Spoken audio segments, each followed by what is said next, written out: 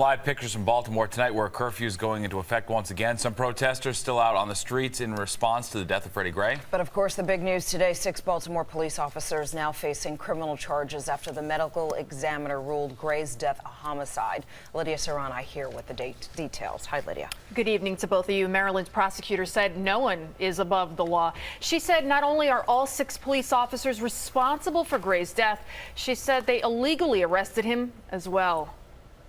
We have probable cause to file criminal charges. That's Maryland State's Attorney Marilyn Mosby. Today she announced that all 6 police officers involved in the arrest of Freddie Gray are now being charged in his death. The officers' mugshots were released a short time ago. The driver, Cesar Goodson, is facing second-degree murder. The other 5 officers, involuntary manslaughter.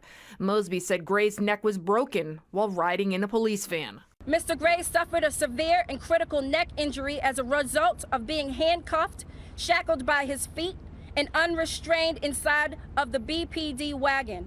Mosby also said officers didn't render any medical assistance to Gray, even though he kept asking for it.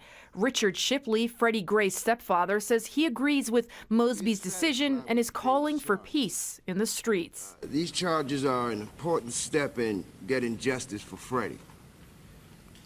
And we ask that whoever comes to our city, a city that we love, a city that we live in, come in peace. Through their attorneys and police union representative, all 6 officers have maintained their innocence. Attorney Arthur Idala is a Fox News legal contributor. He believes it will be very hard to prove second-degree murder. It wasn't depraved. It wasn't that you took a machine gun at 42nd Street and you didn't want to kill anyone, but you decided you were just going to test it.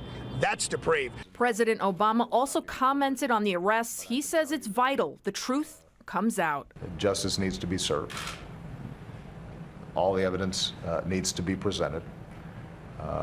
Those individuals who are charged obviously are also entitled to due process. Officer Goodson, the driver charged with second-degree murder, faces up to 63 years in prison. The rest of the officers between 20 and 30 years. All 6 officers have posted bonds in the case. 5 of them have already been released.